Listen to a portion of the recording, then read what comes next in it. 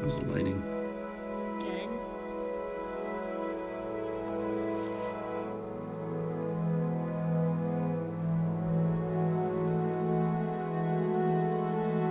It's my new intro music.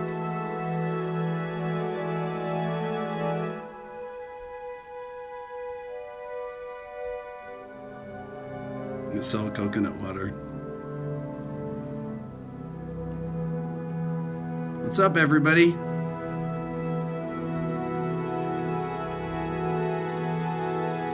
Like pigeons. Hey, from Atlanta to India to the Ukraine.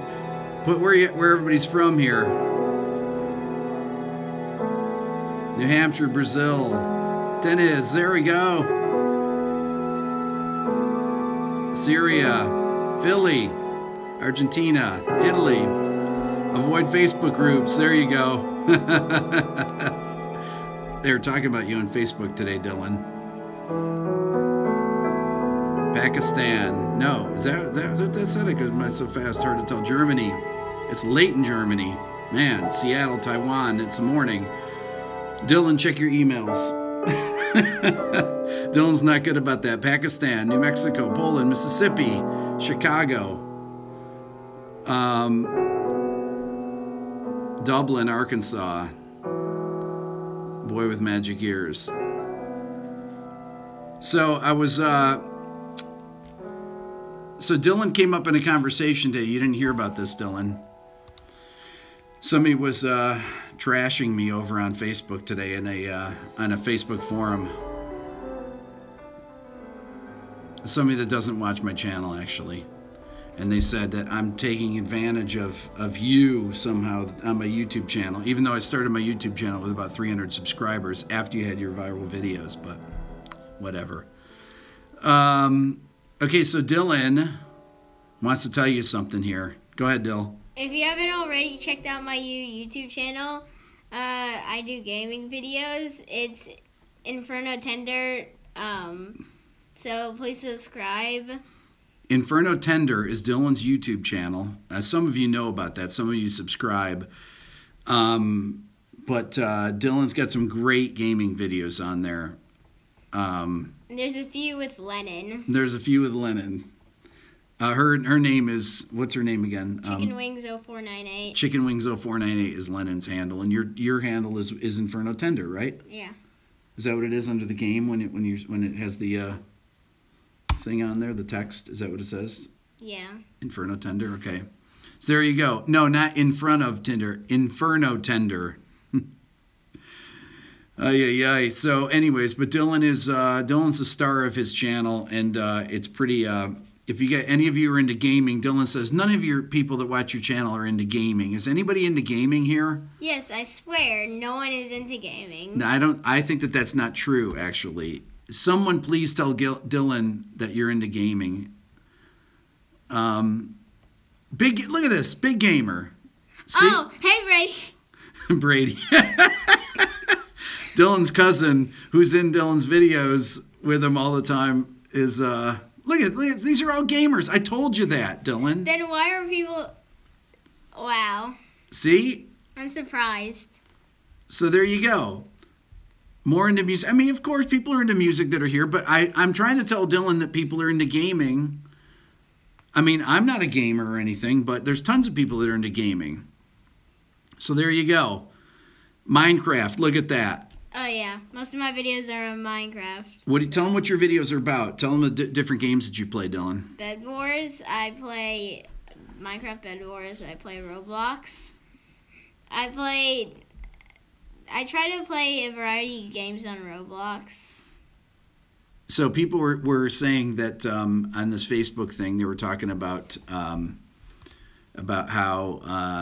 I built my channel around Dylan or something like that, some baloney like that.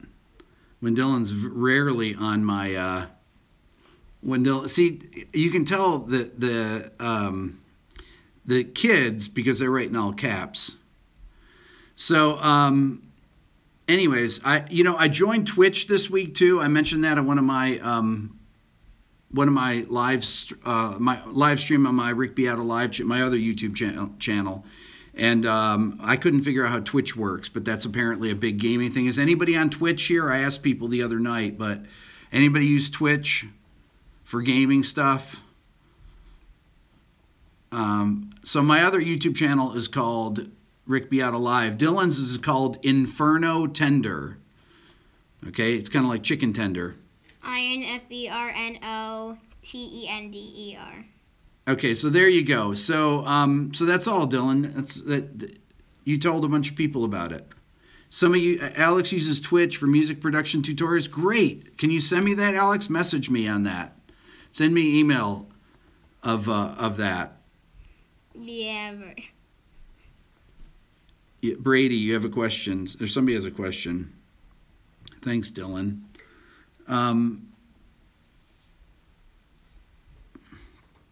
What's your favorite bird, Dylan? I don't have one. You know, we had a hawk on our deck. Oh, my favorite bird's a chicken, obviously. There we go. Okay. All right, Dylan, you can go now. Okay. That was good, right? It was easy? Yeah. Please subscribe. Thanks, guys. All right. You can close the door. Okay, so there you go. So, Dylan, how does Dylan find time for gaming and music? Okay, Brady, he's coming back upstairs, so... I know it's crazy how barbecue chicken. Hey Brady, Brady's my nephew. He and Dylan play games together. They're on the videos together. So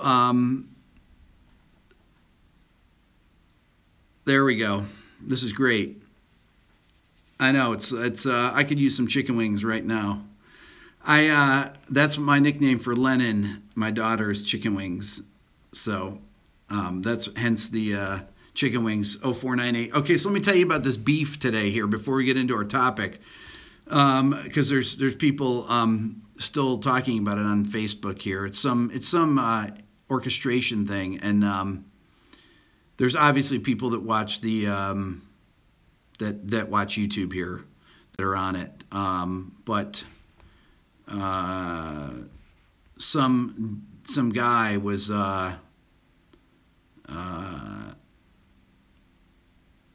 He says, this is the comment. What's your take on Rick Beato and his videos? I've seen a few of them, and some of his content seems interesting, but there's something about it that leaves me feeling slimy, like I need a shower, not in a good way. Is his stuff worth checking out?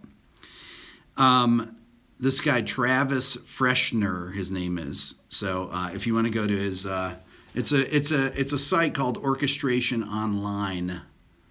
Although I have a feeling they're going to take it down here because there's been a lot of slimy. I don't know. And then the guy said, oh, that I used Dylan to build my channel or something like that. Wait, hold on. Some of your stuff is clickbait. Okay, there you go. That's what I think of that. Done. How do you like that? I know there's always going to be haters. There's always going to be. That's the thing is like in order to be successful, there's always a polarization that goes along with it. So and people complain that I talk at the beginning of my live streams like this, and people don't understand that you actually need to use that you have to actually talk to people on your live streams. That's the purpose of it. Videos are for video. Live stream is to actually communicate with people and answer questions. So the whole thing about clickbait, clickbait is actually things that don't, if you make a video and you don't, that you promise something and you don't deliver. So it's called Orchestration Online is the site. It's a Facebook page, okay? And this guy Travis was, and I only know it because I don't ever get my Facebook notifications. So somebody said, "Hey, check this out. Somebody's talking trash about you." On the guy that runs the site, Thomas is a really good guy, but he obviously has some people that are like somebody says that you have to sit through an hour of tangential rambling. This woman, Courtney Ann McNally, and she agrees with the slimy feeling. I guess I'm not giving away enough free content for them or something. I don't get paid for these videos. I do get paid. I mean, a minuscule amount of money. As a matter of fact, so I just got a YouTube thing here. This is from my publishing company. So I wanted to tell you, because we're talking about careers in music and making money. So I'll give you some real numbers here. Okay, this is they're thinking that, I don't know why. I have no idea. So this is from my publishing company here. Man, I think I need my glasses. This is super small. This is unbelievable. Okay, so ad-supported service, gross revenue. This is really unbelievable.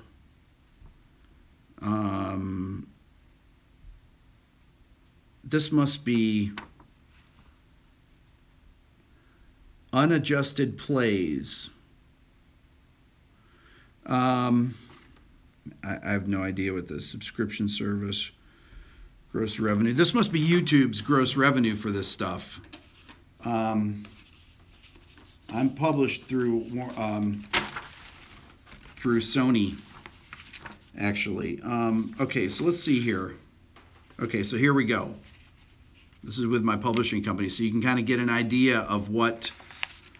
So YouTube goes through, or Google sends out a thing that talks about their gross revenue from all their subscription services, and it comes down.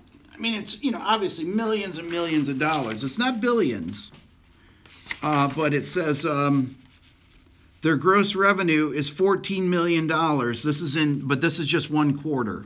Okay, this is not me. This is gross revenue from 10.5% of net service revenue. Okay, but now I'm getting into this stuff. There's all these. It's really, these are incredibly confusing charts here. But then you get into the thing where it talks about songs. So these are songs that I wrote with bands years ago that all different kinds of bands, all different kinds of music. There's things from the band Shinedown, or Shinedown that I worked with, where I wrote some songs on their first record and their third record, to Carolina by Parmalee, that was the #1 song.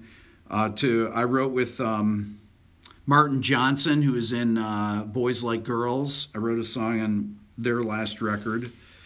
I wrote a song with, just hundreds of bands, a lot of songs. I mean, this just keeps going page after page after page of song. These are all different songs. There's 17 pages of songs. Let me find one, though, that's of note. So, I mean, these things all pay differently. Each song pays differently. For example, the song I wrote with Martin from, anybody ever hear of Boys Like Girls? They were a band that Martin Johnson has had some huge #1 hits as a writer. He's a great writer and a great guy. So I wrote a song with him called "The First Time."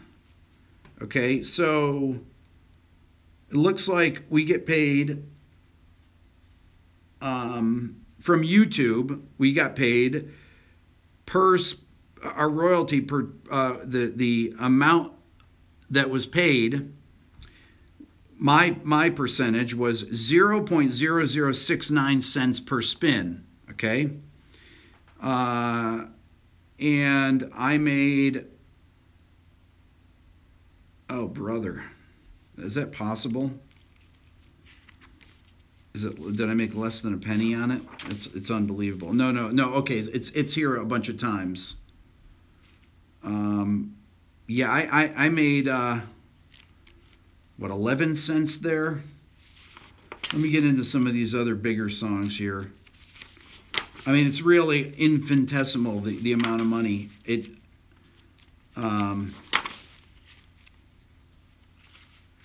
just nothing. I mean, nothing. Really, really nothing. Martin Johnson. I mean, it's a joke. This is like millions of plays of between all these different bands, and the amount of money I got paid was I'll tell you here, total money. It was $5.07 for millions of plays of probably 40 songs. $5.07. There you go. There's your career in the music business. I mean, it's literally millions of plays. I mean, if you look at this channel here, I get, on a good month, I get a couple million plays of my videos. Now, this is a publishing company, so so they're making a percentage, or I'm making a percentage because I don't have I have a 50-50 deal with my publishing company. But that gives you some perspective. And I've said it before that when I had a #1 song at radio that had 600,000 spins in 1 quarter, I had 37 million views, digital views, including YouTube, in 1 quarter, and I earned $325. That was part of a 5-way split. So if you do, what's 325 times 5? Anybody? 325 times 5? Because it was split 5 ways. But that was the royalty. And I think the YouTube split on that song at the time was 0.00125 cents a spin. Okay? $1,625. That was divided between 5 people. Now, the publishing on that is divided, the money that the song makes is about $1 million from the radio airplay, from about 600 spins. That 600,000 spins. Every #1 song makes about $1 million. Every top 5 song on pop radio makes about $1 million each. Now, they can go way more than $1 million if you write a song like Happy, Pharrell, okay? Because that was I believe that was a single writer. And that was a huge hit that was on pop radio for a while. That was probably worth about $6 million, $7 million. The song I wrote is called Carolina. It was a 2-week #1 million seller. 1 million sales is worth about $1 million. So platinum selling singles worth about $1 million. But it's divided up. So it's divided up by however many writers there are. Okay, so you have your 2 different things. So the physical sales, even if it's digital, are called mechanicals. Did I write Carolina on my mind? I wish I wrote Carolina on my mind. That would be that would be worth a lot more money, especially when it was written. But so the sales. So let's see here. Does it say million things? So this is the plaque here. Okay, so this says 1 million copies of Carolina is on Stony Creek Records. Can you guys see that? I don't know if you can see it, but there you go.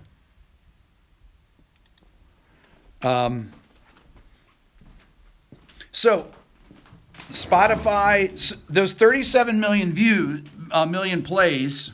I'm not a millionaire. No, not even close. That's a joke. The money after everybody takes their cut and everything is minuscule. I mean, it was really a joke. So the band, typically, anytime the song is a co-write, it depends on who it is too. If you're, and this is years ago that I had the song, so it's 4 years ago now. But my studio is so big, I know, right? I bought my house 15 years ago. what streaming income gives you the most income? Honestly, it's so minuscule that it doesn't really matter. Where's the money? I'll tell you. You know where the money is? The money is in gaming videos. People that get 1.5 million, 2 million views a day, Casey Neistat or Dan TDM, who's a gamer. People that do gaming and they do things on Twitch that do, some people that do poker videos. That these things are those are things that pay. The gaming videos, though, I'll tell you exactly how much particular people make, but it's really astounding. People that get millions of views. There's people that get millions of views a day. Those are the people that make incredible amounts of money. So I'm going to look up this guy, Dan TDM. This is what Dylan hopes to be, is have a channel like this. This guy's got 16 million views, and Dylan watches all of his videos. So he's got 16.7 million subscribers, Dan TDM. He's done 2,600 uploads. This isn't PewDiePie, because PewDiePie, I don't know if he's able to monetize all his videos. Dan TDM can definitely monetize his videos. Okay, so Dan TDM averages 7 million views a day. That's $28,000 a day. Okay, so there you go. Now, people can make money if you're a musician and I'll tell you, okay, let's say that it's Justin Bieber. I'll tell you how much he makes just on YouTube. Justin Bieber. Okay, so he averages, let's see here. He has 123 uploads. Okay, so you did Dan TDM has 16 million subscribers. Dan TDM's a gamer. And Justin Bieber has 123 uploads versus 2,600. And Justin Bieber has twice as many subscribers, $32,000. He's one of the top musicians on YouTube.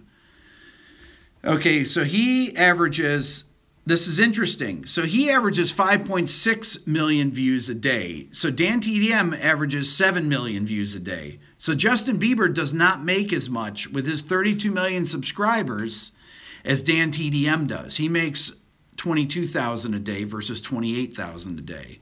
But they average, in the last 30 days, Justin Bieber's had 170 million. I'll tell you about the film scoring part of this in a second. The people that write for music for video games. Who keeps saying this, Pickle Rick? Okay, blocked. If you don't like it, Daniel, then stop saying that. It's annoying. There you go. How's that? So he's making about 700 grand a month, Justin Bieber is. That's pretty good. That's just from YouTube, though. Now, you got to see these guys that are the gamers are making that. Justin's YouTube royalties would be split, exactly. So right off the top, there's money going to the label, okay? He's got 20% off the top for his management. For Scooter, his manager, Scooter's making 20% off the top. So, and then you talk about the money from radio airplay. This is minuscule, the YouTube money. So there's money from YouTube. There's money that's just from YouTube. Then you got the money from all the other streaming platforms, Spotify, Pandora, Apple Music. All these things have, his manager's from Atlanta, actually. So all of these things are generating money, okay? So in addition to terrestrial radio airplay. So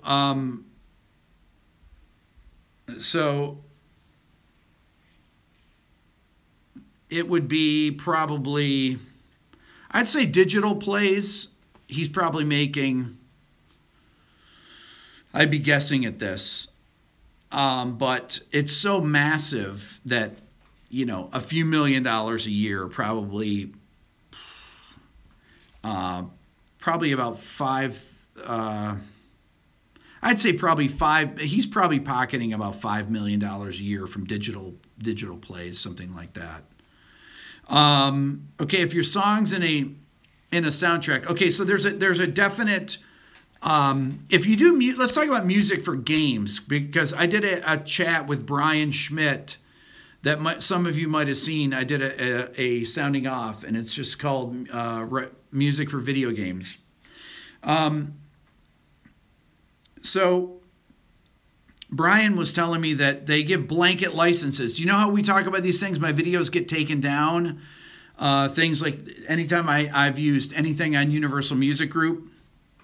Well, the gaming companies that make, like Mojang, which is Microsoft that makes Minecraft, gives blanket licenses for these YouTubers, the big ones, Dan TDM, Stampy, Ballistic Squid, this guy Dennis. These huge gamers get blanket licenses. You know, ones that have over 1 million subscribers. So they'll have a blanket license. So Microsoft will give them a blanket license that will cover their usage in any circumstance, including people that write scores for it. So these are like, so people are talking about BMI and ASCAP. These are the people that are paying you on these things, okay? So they're paying you, if you're a gamer though, you're getting paid from YouTube directly. So Google pays you. It's a direct deposit through AdSense. The YouTubers, unless they're part of a multi-channel network, for example. Anybody watch Vsauce here? Because Vsauce has a multi-channel network that has Vsauce 2, 3, 4. So those things those guys are probably getting money from Vsauce. Michael is probably making a larger percentage, obviously, of them, and he started the multi-channel network, and he employs about 10 people or so. So that's big money, you know, that's millions of dollars, because he's got millions of subscribers and gets, he's got a few billion views, but it's not even close to, what Justin Bieber has gotten. And frankly, Justin Bieber, for example, hit his high point on YouTube in 5/12/01. In 2015, December of 2015, Justin Bieber's YouTube plays were enormously big. He had 866 million views in just December of 2015, so roughly 2 years ago. So YouTube is really, doing well by him. He got 1.5 million subscribers in 1 month there. I know it's an insane amount of money. And I would say, so his channel, because anybody can advertise on it, he probably makes a lot of money from that. Not everybody, PewDiePie, when they changed the things where things get unmonetized. For example, a lot of my videos get unmonetized lately. Almost every video I've done, every live stream I do gets unmonetized, depending on what the title is. And, even after it has 20,000 views, it gets unmonetized. Now, this is their new algorithm. So they look at things. They look at your tags. They look at if your thumbnail matches. I don't know how they do that, but then you request a review of it, and somebody actually reviews it in person, and not a computer, not an algorithm. And then they've always reinstated my videos for monetizing, except for the ones that get taken down, the Keith Jarrett ones. Demonetized. I know, I like that. But Casey Neistat had a video about his videos getting demonetized. He had a video get demonetized that had 1 million 1.8 million views. And that is really unbelievable. So 1.8 million views is probably worth about, with his, because he gets paid more because of his channel, is probably worth, I'll tell you here what Casey, because this will be a pretty good guess here, what he gets paid. So you guys know Casey? He makes great videos. I mean, I don't know how many of you watch his, I typed his name totally wrong here. Casey. Let's see here. So he has 8.2 million subscribers. He's got almost 2 billion views. Casey, C-A-S. Okay, come on, you guys are joking. You know who he is. He gets, he's averaging 1.8 million views a day, which is worth about $7,500. That's probably pretty, that's probably pretty accurate. So $7,500 a day from 1.8 million views. So when he gets a video demonetized, you know, $7,500. That's a lot of money. That's a tremendous amount of money. That's just YouTube. I mean, he's you know, he has his app that he sold for $25 million to Apple, or not to Apple, to CNN. I mean, his app, or it's his company that he sold, and I think he's selling subscribers essentially. It's kind of when you have people that have a lot of traffic to their website, for example, or people that like Jimmy Kimmel does his own advertising. He actually subcontracts out and makes way more money through YouTube by putting up his own ads. He doesn't have to rely on YouTube. And I don't think that he's got as big a YouTube following as Casey Neistat does. He just doesn't, okay? So so you go and you have to look at the people's content, and if it's something that, you know, people demonetize Jake Paul, for example, because of he has a lot of offensive comment, a lot of offensive, or what people that are advertisers look at is if you have offensive content. If it's something that is worth advertising on. I mean, you think about who's going to advertise on Jake Paul's channel. I don't know if you people know who Jake Paul is. If you've ever seen him, you can't think of what companies are doing. Okay, so James asks, why do videos get demonetized? No, they get demonetized because they have an algorithm. Okay, Jimmy Kimmel has 10 million subscribers. Thank you for that.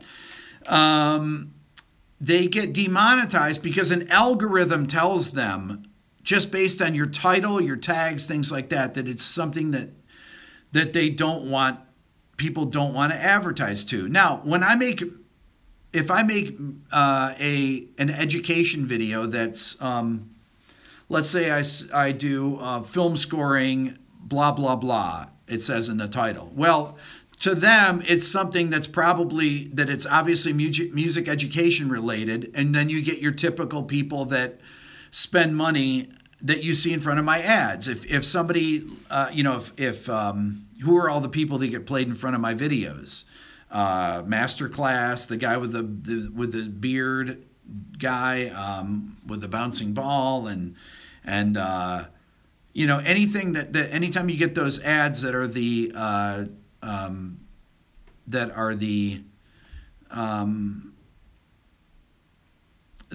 skippable ads is what they call them, the 5-second ads. The beard guy, you know the beard guy. So those are those people that advertise on here have a set budget, and they bid out to, they spend money on AdSense to have these videos playing in front of ads. Now they want their ads to be played in front of videos that are music related, okay? So they're going to do things that actually have a descriptive title that's music related, and that are gonna be. It can tell based on what types of, the same algorithm that tells what types of people to suggest your videos to. I mean, I guarantee you, just about everybody watching this is has had my channel suggested to them. How many people here found my channel? I'll just ask it here.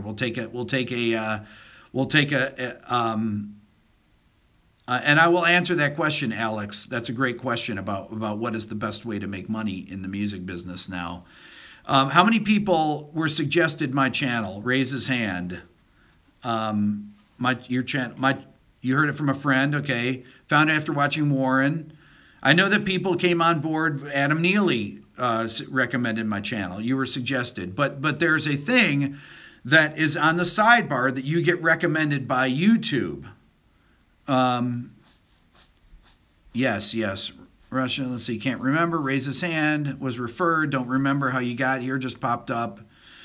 And it's based on what you look at, what types of videos. So Dylan gets suggested gaming videos in his sidebar on his channel, or when he's looking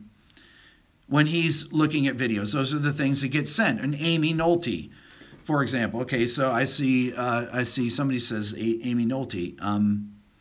So search for sad old dude hates Apple. I know, right? Pat Metheny, let's see, searching Pat Metheny related videos. Okay, so that's how these things get referred to people. But that really doesn't get to the point of how to make your living in the music business. And Ron just asked, what about sounding off with Pat Metheny? I talked to Pat's manager, who said that he'd be interested in doing it. Pat would love to do it. And then I called him after, or I wrote to him, and he never responded to me. So, you know the people that I've had on here. And honestly, it's younger people. It's the guys like John Petrucci that understand about social media, or Jordan Rudess, or Steve Vai, that are really, and Pat is a very business savvy guy.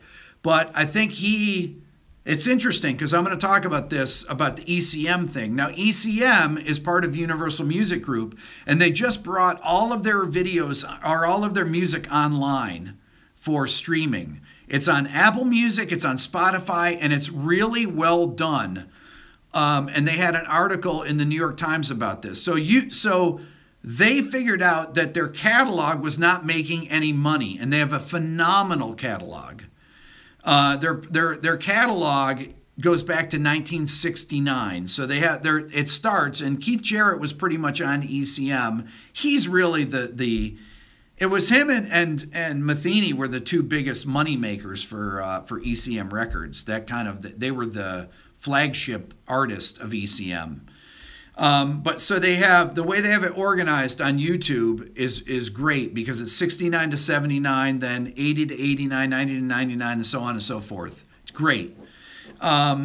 So those are so they're getting hip to this. Now, Pat hasn't gotten hip to the fact that it's really important for his music to be out there, even the ECM music that he probably hates. Pat probably hates that. He takes down all the videos. You know, I talk about that all the time. I don't need to beat that horse. So ECM realizes, or at least Universal Music Group must have told ECM, hey, your catalog is not making us enough money, so you need to put it out there. I guarantee you, Manfred Eicher, he probably had it in his contract that said that he has to approve these things, but the people that are in business affairs at Universal Music Group probably went out to them and they said, you know, and he may not even know the people that run Universal Music Group. They probably said, listen, your catalog's not making enough money for us. You got to put it on streaming, or we're going to start streaming it. So there you go. That's they probably have no choice in it, because they. I'd love to have Tommy Emmanuel on Sounding Off. It'd be great. I don't know how to reach Tommy Emmanuel. Okay, so what kind of careers actually make money in the music business? Well, I can tell from personal experience that production is extremely difficult to make a living in now. And why is it difficult? Because unless you're you know, unless you're Max Martin, unless you're Pharrell, unless you are, you know, one of the people that writes hits that and produces them, you can't really make money in production these days. It's almost impossible. You can make money in. I have a friend that does music library stuff. Okay, but he's been doing it since 1995, and he's in some of the biggest libraries, and he makes about. Now, granted, he's been making tracks since the mid 90s. Okay, that's a long time, and he's getting about 20 grand every check, and he gets 8 checks a year from ASCAP. He's an ASCAP artist, and he makes about 18 to 20 grand a check now. It wasn't always that way, but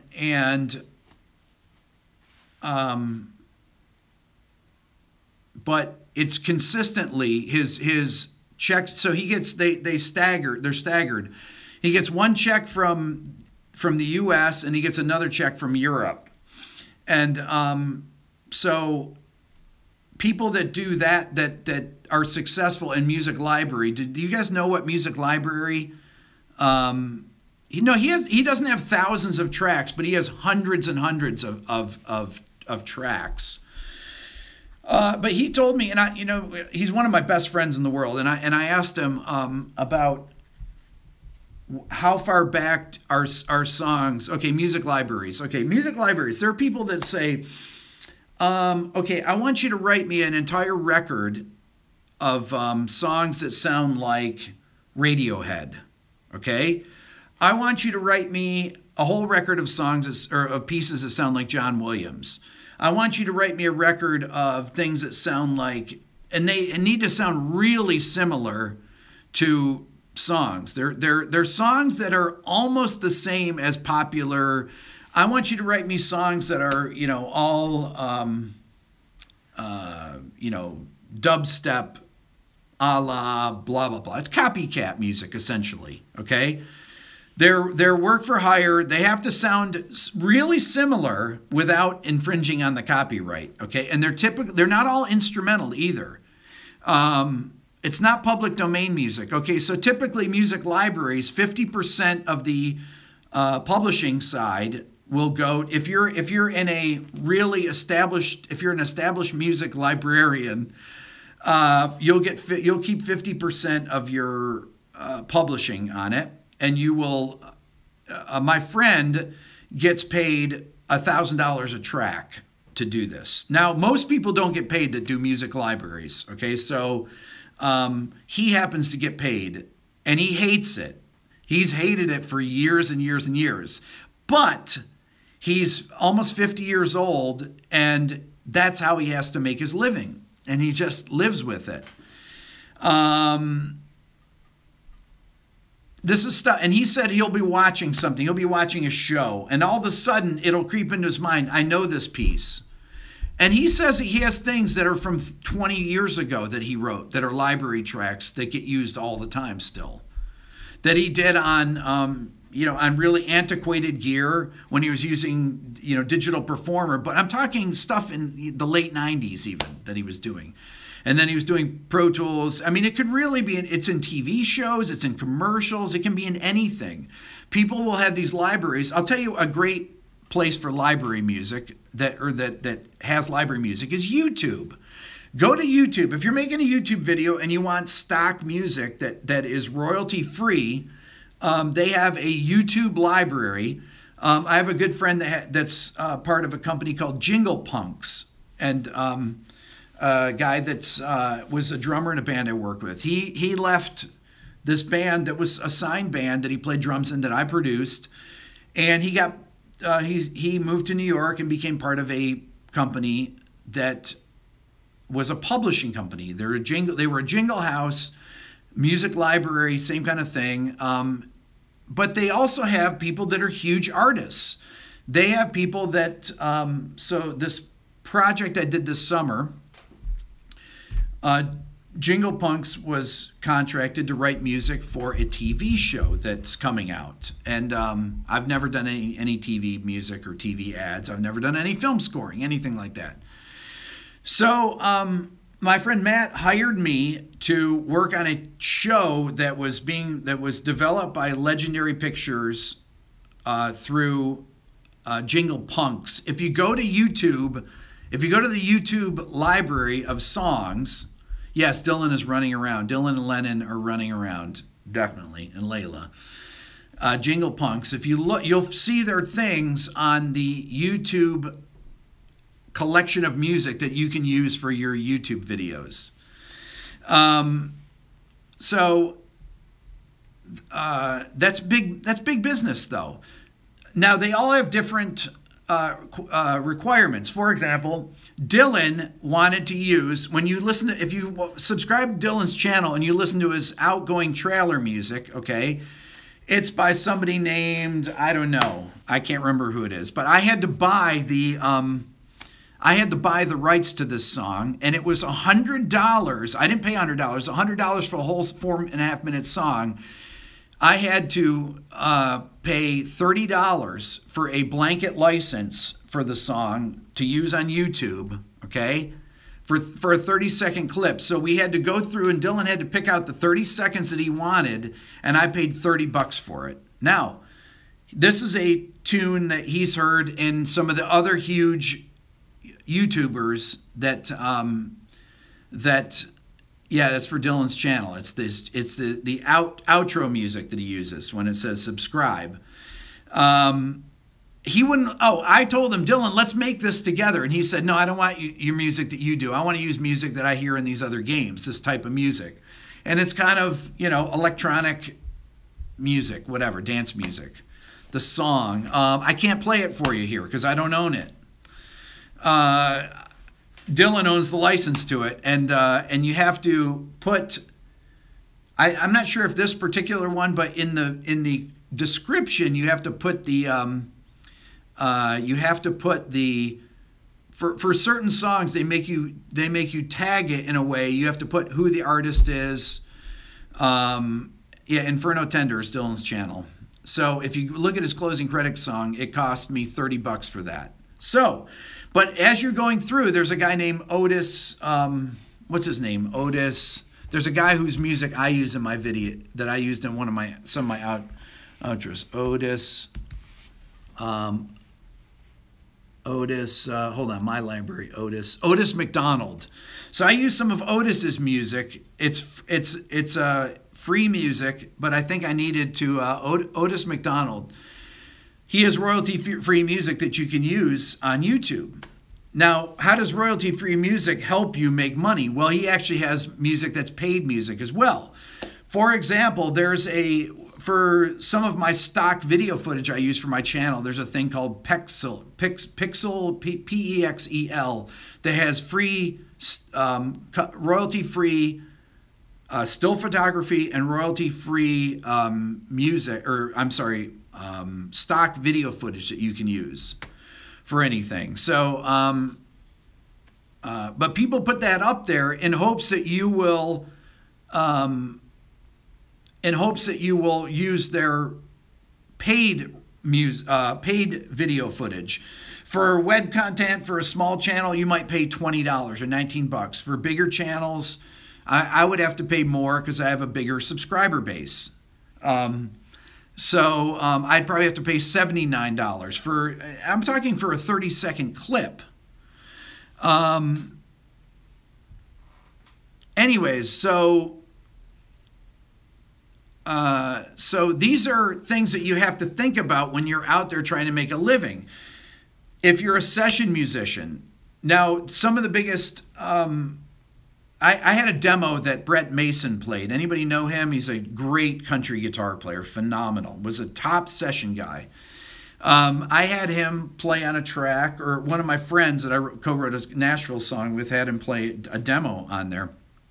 He's an amazing guitar player. Guys like that used to be triple scale back in the 90s. Triple scale. So scale in Nashville is for a 3-hour union scale is about $369. that you make for a 3-hour session. So guys, there are people that work only on demo sessions in Nashville. There's a guy named David Labriere that played bass on John Mayer's first record and toured with John Mayer in his first tours. He played with John when John was living here. And even when John got big, David was playing bass with him, played with him for a few years. And so I went to a session. He's a phenomenal bass player and a super great guy. So I went to a demo session with a guy named Ashley Gorley that I got invited to the session by this guy Ilya Tushinsky. And Ilya is a phenomenal banjo player, acoustic guitar player. He is... Wait, hold on. Block. There we go.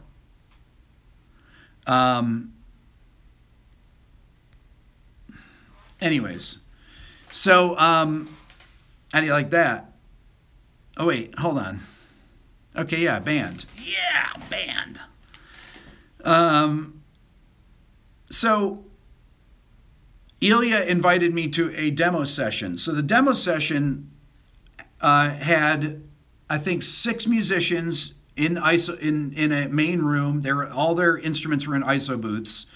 They were out in the main room. They had a session leader, and Ilya was the producer. Now Ilya has played. If you hear the banjo on I'm trying to think of like, who are the biggest country people? Blonde hair. What's her name? That was on American Idol. Carrie Underwood. I was thinking about that. So he's on these things. Every banjo thing that you hear, it's Ilya playing. So his other job is, or what he had been trying to break into, which he's done now, is into production. But people typically in Nashville will start in demo studios. There's a massively big demo industry in Nashville. But to get on there, to be one of those people, there's a couple different levels. There's guys that played on the demo level, and then there's guys that are played on masters, they're called, which is like, master session people. And some of them are the same people. Now, because a lot of the producers that have gone to Nashville are people that are like Max Martin, or people that are in the pop world that have gone into country. They bring in their own players, or they are track people that do all the music themselves. One of the guys was Joey Moy. Joey Moy was the guy that engineered all the Nickelback records. Okay, and then he did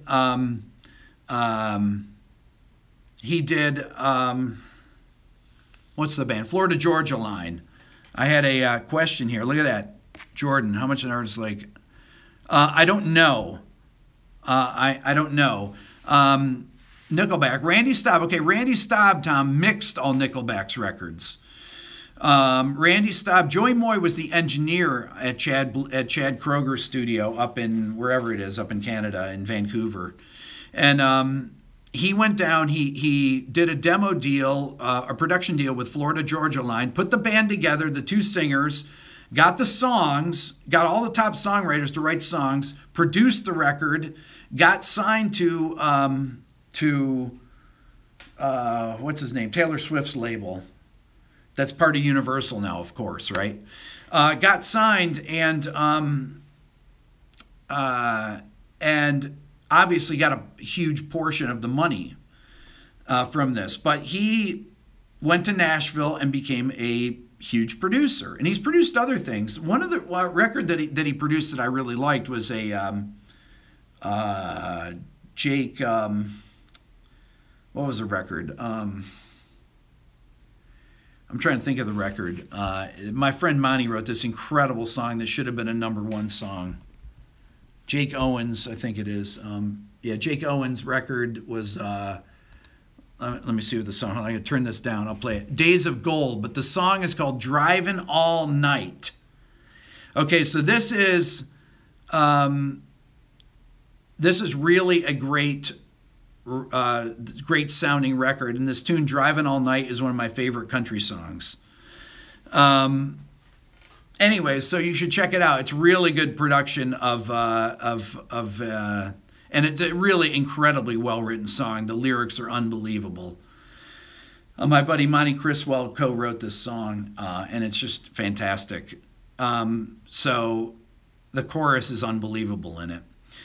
Anyway, so these demo guys get paid about that, probably, so you figure $370 for a 3-hour session.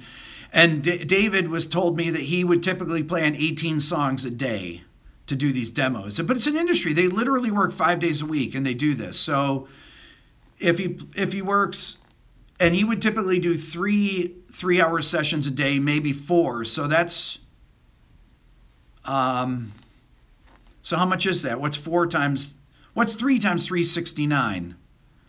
Not even $1,200.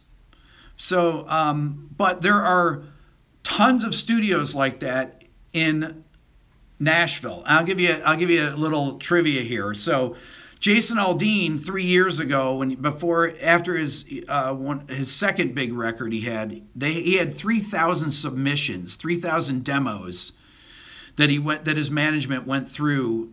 That he didn't listen to all 3,000, but between his publishing company, his record label, and his manager and himself went through.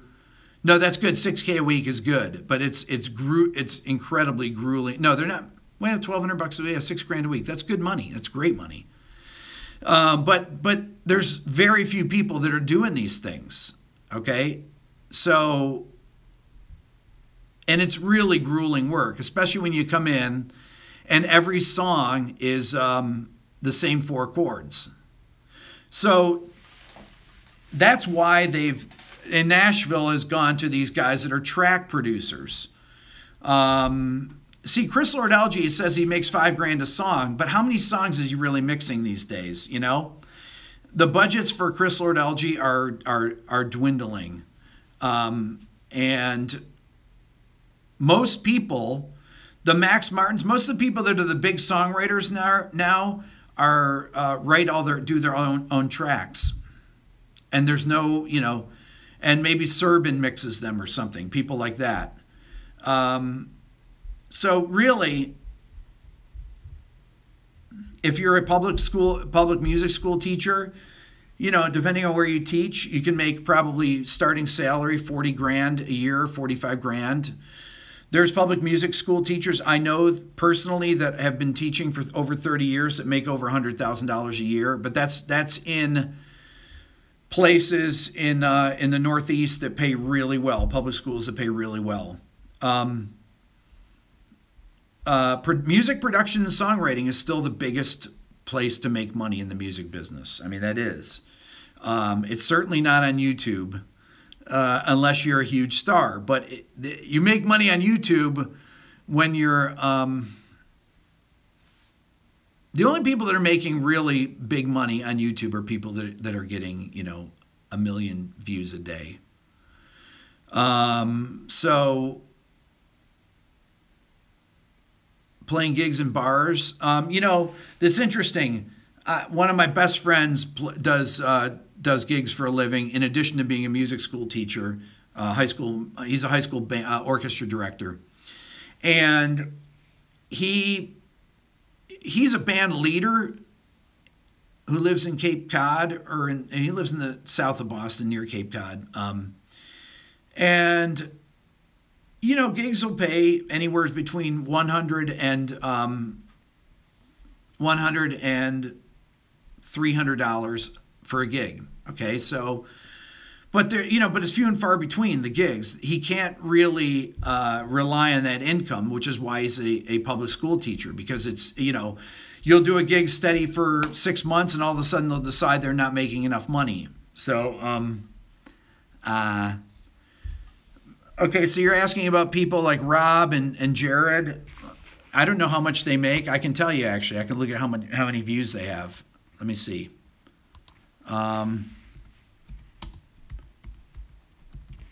Let's see, Rob's videos. He's a guitar player. He's got 1.1 million subscribers. He's averages $189,000 a day. He averages, it's probably at the rate he's getting, he's probably making about probably 16 grand a month, which is good money.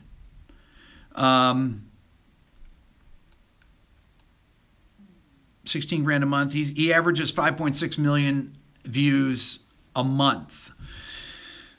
So, you know, we looked at these, you know, some of these gamers, or Casey Neistat that averages 1.8 million views a day. Okay, so what about Illuminati? You're right. You could live off 16 grand a month. That's a lot of money. I know. I don't, you know, I make nothing. I mean, not nothing, but not enough to do anything on YouTube. I mean, honestly, I've been trying to, so here's my deal. I'm trying to move to, it's been a month now where I'm trying to make money not producing. And, oh yeah, buy my book, because that's really, my only income is through selling things like that, selling my book, essentially. And I'm trying to do, I have a new course that I'm going to release tomorrow that is really a good course. It's on advanced harmonic, compositional, and melodic ideas. So I'm getting so Richard asked this, am I getting more producing gigs? I'm not taking any producing gigs anymore. I did my last producing gig. I finished this summer thing that I did. I finished the first week in September. So I'm basically relying on people. Oh, a discount code for today. Let's see. I will here. Let's see. I'll tell you what. You buy my Beato book right now, I'm going to cut the price down, $10 right now. I can do it literally while I'm talking to you. But this is it. This is how I'm going to rely on my YouTube channel now. I'm going to try to do this, and I'm trying to do some big things. There's a I have my ear training course that's coming out that I can't do this stuff. I can't make videos on YouTube and produce and do the things I want to do. There's a digital Beato book that's 186 pages done. That's going to take months to finish. And anybody that's bought the Beato book, I'm going to have a to get the digital version of it, which is really updated. Basically, you can pay what you want. That's what I decided. So you can buy my book now, and it helps me now. And then when the digital one's done, whenever it's done, 4 months from now, 5 months from now, I'm basically halfway through it. We'll get the digital version for whatever you want to just pay what you want, basically. Okay, and my PDF book right now, I'm going to discount that. It's 103 pages, and if you, it's as good as my Beato book. It's really, it's lessons from, I mean, it's 20 of my videos transcribed, and it's over 100 pages of transcriptions. And I'm going to discount that right now because it's Black Friday here. Hold on, I'm doing it right now. I'm going to put it up for, okay, it's up for $34 right now. Hold on, I'm going to bring it down even more. I'm going to put it down for $29 right now. $29.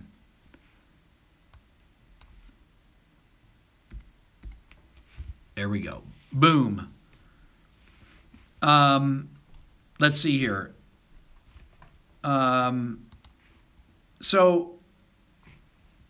And then,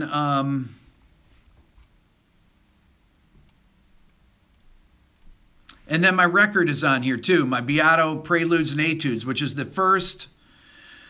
Do you get a free copy? You pay what you want. When the digital version comes out of the Beato book, you pay what you want. If you want to, get it for free, you can get it for free. If you want to donate $10, it's costing me a lot of money to make it, honestly.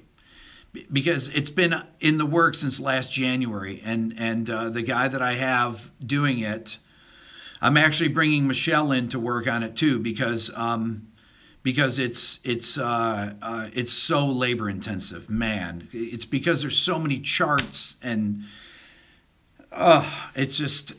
But the thing about it, once it's digital, I can have it translated to other languages.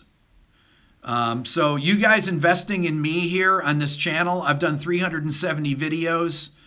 I'm trying to make it work here basically by people buying the few things that I have: my record, my book, my PDF bundle, and now I have a Modes of the Major Scale course that I'm going to be selling. I have my new course is I'm going to bundle them too. I'm going to have a big holiday bundle coming out. But this new advanced harmonic concepts course that I'm coming out with is really, really detailed with how to use, sophisticated harmonic language, how to compose with it, and how to improvise with it. And I will have a guitar album too, but I'm playing guitar on it. It's on this new thing. I play guitar and piano on it, and it's based on a tune I wrote. So I'm basically doing showing all these different chord substitutions, how to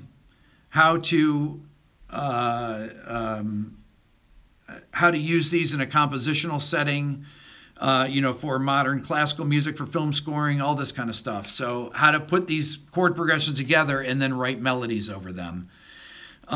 So I've done these 370 videos. So that course comes out tomorrow. I'm thinking it's going to be done tomorrow. But it's really, I think it's really good, really strong. I think it's one of my best things I've done. And so I'm going to put it on a big sale. Send a link to the books. It's on my website. Go to rickbeato.com and you can find my book. I'm not sure what I'm going to price the new course at, but it'll be really discounted for over the weekend through Cyber Monday.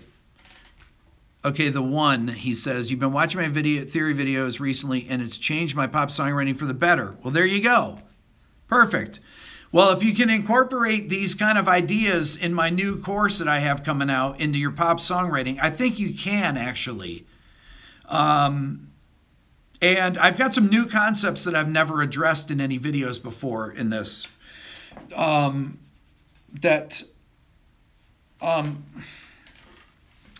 are really sophisticated chords that people use. You'll hear people like Alan Holdsworth use, or my friend Iden, or I will use in my compositions, or frankly Thomas Newman or John Williams, people like that, triads over bass notes, things like that, and a different approach to melody writing over these things. So this is kind of what this new course is going to address. I've been working on it for the last 5 days straight. So, and I will be doing more courses, basic composition, counterpoint course. I'm trying I want to have 30 courses by the spring is my goal, to have 30 courses. So, so I've stopped producing bands because I want to devote the rest of my life to this, to educating people. I've worked on a lot of projects that I really hate, and I don't want to be part of the problem anymore. Honestly, everybody knows that I'm 100% honest on here, and I am not going to. I just don't want to do music to make money. I don't believe in that. I'm not rich. People think I'm rich. I am not rich. I'm, yeah, I do better than some people, but we're this is a huge thing I'm doing as far as my family. I've got 3 little kids and a wife, and I've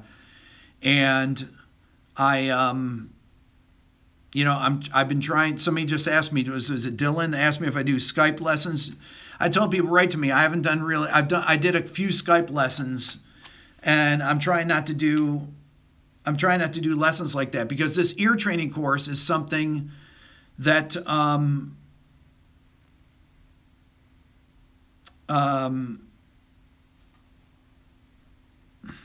the ear training course is something that is going to live on beyond me, and that's you know, that's what I want to do. I want to do something with the rest of my life that's going to make a difference. So having only a YouTube channel is dangerous. It's YouTube's audience. You know what? I don't have only a YouTube channel, though, because I don't feel like this is the way that I communicate with people. But, you know, there's a group, you know, so I have a Rick Beato Live channel. How many of you are subscribed to my second YouTube channel, Rick Beato Live? Because this is my longest live stream I've ever done right now, by the way. So I've been doing this thing where it's a talk, it's a thing I like to do late at night. And one of the and I actually haven't been doing as much music on it, but I originally started this because I want to do music. But since I'm coming out with this course, I didn't want to be, I've been working on it all day, and I didn't want to be subjecting you guys to me editing my videos and everything. And but my watch time on that, and YouTube goes by watch time when they push your channels out to people. A typical watch time for a channel that has 100,000 subscribers, I know because I have a YouTube rep now. And my YouTube rep, Andrea, says that every channel that she works with, the average watch time is 1:20. My average watch time on my Rick Beato Live channel is 15 minutes. That means the average, when somebody clocks in to watch my video, they watch 15 minutes of it. On this channel, my average watch time is almost 7 minutes. That's unbelievable. It's 4 times or 5 times what a normal channel that has over 100,000 subscribers is. So, and I see your names on here. I see all of you. I know every name that pops up, I recognize. I've got a pretty good memory.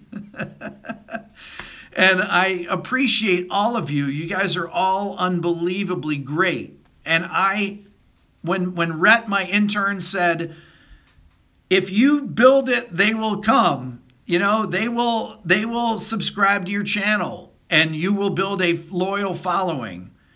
And I took a chance, and I said, I'm going to make these videos. And I literally got, when I started my channel, I got 3 subscribers a day. A year ago, June 2nd, 2016. I got 3 subscribers a day. Then I got 5 subscribers a day. And this is 20 videos in. I'm making these hour-long videos and doing, you know, film scoring stuff, all this stuff, teaching all this really esoteric stuff. And people complain on this Facebook thing that, oh, I can't follow Rick's channel. Well, buy my book, you'll be able to follow it. And I said, I'm not going to do a channel that dumbs things down for people and teaches them note-for-note solos or teaches them note-for-note composition. You know, I want this channel to be something that people that are professionals, there's nothing for people that are pros out there to learn from. And, you know, and then I started, after, you know, I started getting 30 subscribers a day, then 50, then 100. And then I started having people out there reach out to me. And Dweezil Zappa was the first. No, that's not true. In YouTube people, there was Dotan, who is from Piano Around the World. When I had 2,000 subscribers, he reached out to me. If you guys don't know his channel, he's awesome. Piano Around the World. Dotan reached out to me. He says, I love your channel. And he had, whatever, 40,000 subscribers at the time, and I had 2,000 subscribers. He said, your channel is going to be huge. And I just know it. I really love what you do. And then he told me that you don't make any money from having a YouTube channel. And then I was like, oh, no.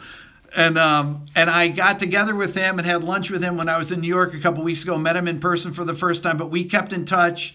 Just like Adam Neely and I got together, and Amy and I have gotten together, and I have these YouTube friends here. And we're all trying to do the same thing. And so when they told, you know, so when Dweezil reached out to me, I was thinking like, wait a minute, it can't be the Dweezil Zappa, is it? He sent me a message, and it was Dweezil Zappa. And then he sent me an email and gave me his phone and called me. And we talked. And then the next day after that, unrelated Steve Vai wrote to me.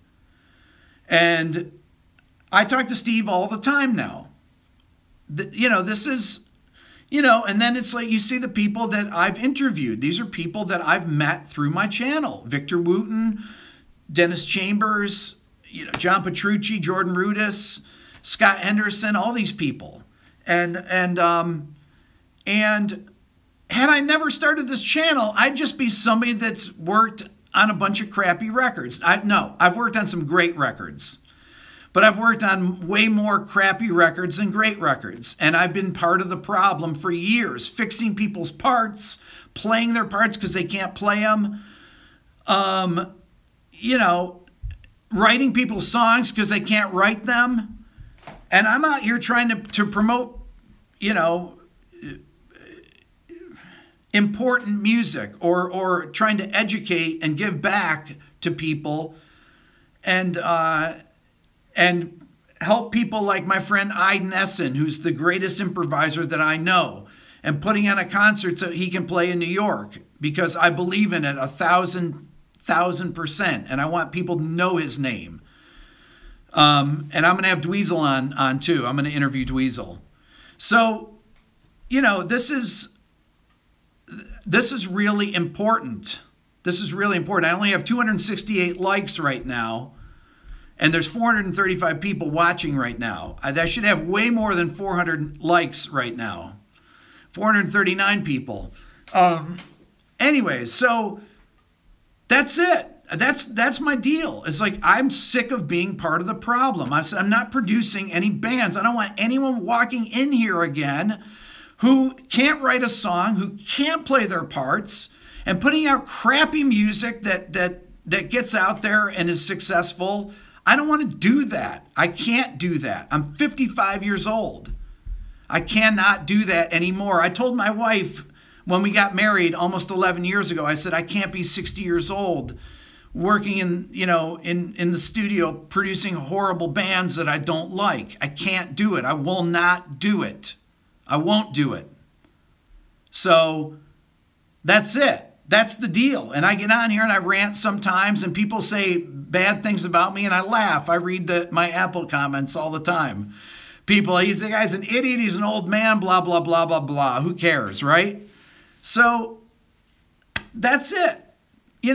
I love producing. I love, but for the 2% of bands that I worked with or artists that I worked with that were good, it's not worth it. It's not worth it because you're putting out a bunch of crap and it's me playing it half the time. I got to replay all their parts because when you send something to a label, it's got to be good. And it's not good enough with guys that are hacks. That's just a fact. And that goes on in all types of production. It's hilarious. It's just gone all to producer-driven pop music now because the labels are saying, well, we don't even need the bands. Just give me the singers, and and we'll get all people to write the songs. They'll produce the stuff, and we don't have to worry about these bands. We don't want to be paying them any money. These people are no good to us anyway. We'll just hire a band to go out and play live, and that's how it's done nowadays. I love Guided by Voices, by the way. I've never heard anyone mention Guided by Voices on here. That's awesome. That's great. And I'll tell you about Parmalee. Parmalee's a band that I worked with that was together since 1999. These guys paid their dues. They're amazing guys.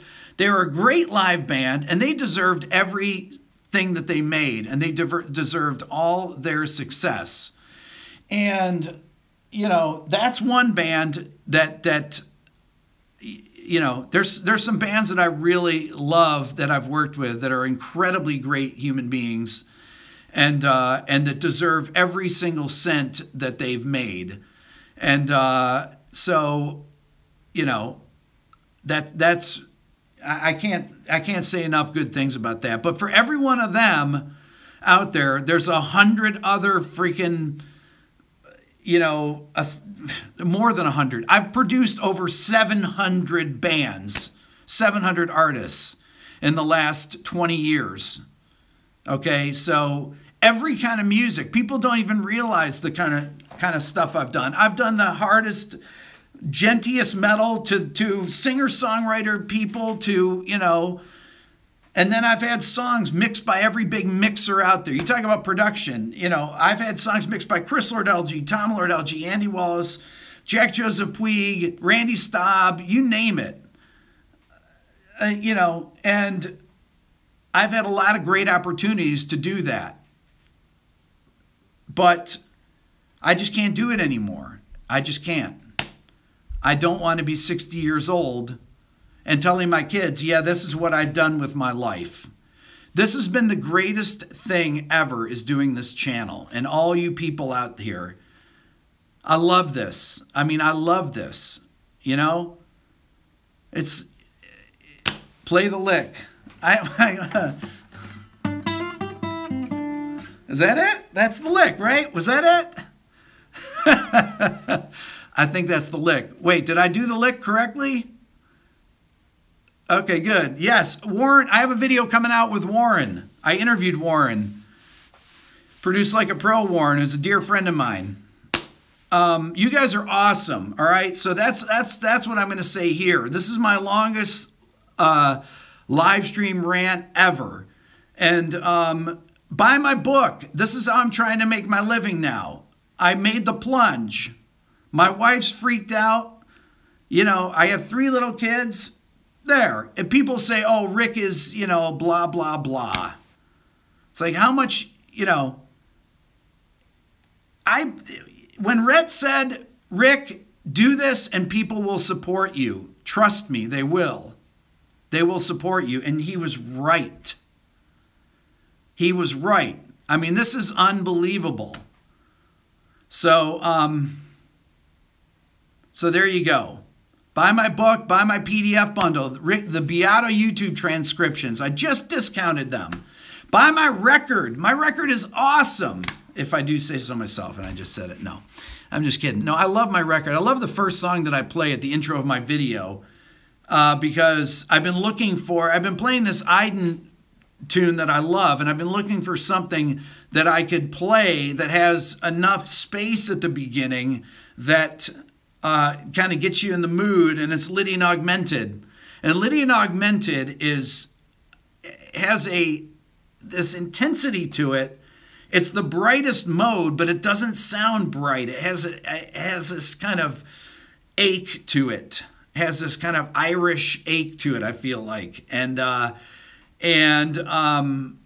Anyway, so that's on my record, that first piece that you heard on the intro. How do you find your audience? How do I find my audience? I find my audience by, I find my audience are incredibly great people. Amazingly great people. So Lydian Demented is right. Okay, so where's the record streaming? That's a joke because the record is not on iTunes. It's not on Spotify. It's not anywhere but on my website because I'm not going to pay Apple $3 out of 10 for them to pay me 60 days later. Wait, is this Band of Horses? Is somebody in Band of Horses? Get out of here. I don't believe it. I love Band of Horses. They're from Charleston, South Carolina. I don't think they're from there originally. I think they're from Seattle originally. That's not actually somebody from Band of Horses, is it? If it is, that's awesome because you guys are excellent. My album is Preludes and Etudes. It's my only album out. Do I do Al Pacino impressions? No, people always told me I look like Al Pacino or Robert Downey Jr. or now Anthony Bourdain. Anyways, those are the 3 people I get anytime. If anyone else wants to, my friend says, Pat says I look like the north end of a southbound mule. So I don't have Bandcamp. My Patreon, don't donate to my Patreon. I'm turning my Patreon off tomorrow. How do you like that? I'm telling you not to donate to my Patreon. Do not donate to my Patreon. Anyone that has a pledge in there, Take it away. I don't want Patreon money. I don't believe in that company. If you want to support me here. Spotify has many benefits, somebody said. Many audience rather than artist. You know what? You're probably right about that. But my audience is here. These are my people. You guys are my people. Okay? If you were Sicilian, you'd really be my people. Just kidding. I am 100% Italian. You guys all know that, right? 3/4 Sicilian. I take credit cards. It's my thing is through Shopify, my website. We are a free audience. There you go. Exactly. You know, you like Italian food. I've eaten nothing today. I had coffee about 6 hours ago, and I've literally eaten nothing today. I went up and made my kids dinner, and my wife was, she's like, "What are you doing down there?" I said, "I'm working on this course." She's like, "You've been working on this for days." You know, I've never been to Italy. All my grandparents came from Italy. All of them did. Well, 3 of them came from Sicily. 1 came from Italy. My grandpa Beato came from Italy. And I've never been there, and I have to go there, and I have to make some videos from there. And I am proud to be Italian. Anyways, live stream from Italy. Oh, man, how awesome would that be? Oh, man, I don't speak Italian. I wish I did. All my grandparents spoke Italian. But I watch The Godfather all the time. Does that count? I have The Godfather Part 1 and Part 2. It's like the only movies that I have on my phone. Buy the book now. It's on sale. This is whatever day is today. What do they call it? Black Friday. And my new course is going to come out hopefully tomorrow. And my ear training course, I'm working with Aaron. He's doing all the programming on it. And Michelle is helping me out with all the transcriptions and everything. And she's working on the Beato book along with Christian, who's been working on the book over in Germany since I just got off with him before here. He's on page 186 of my Beato book, which is 307 pages long. Okay, so on the digital version of it. So, anyways, gelato, I like that. That's what some of my friends used to call me. No, my nickname in college was Hypes. Okay, you wonder why, right? Or the Soak, people would call me, because I would just soak up everybody's ideas always.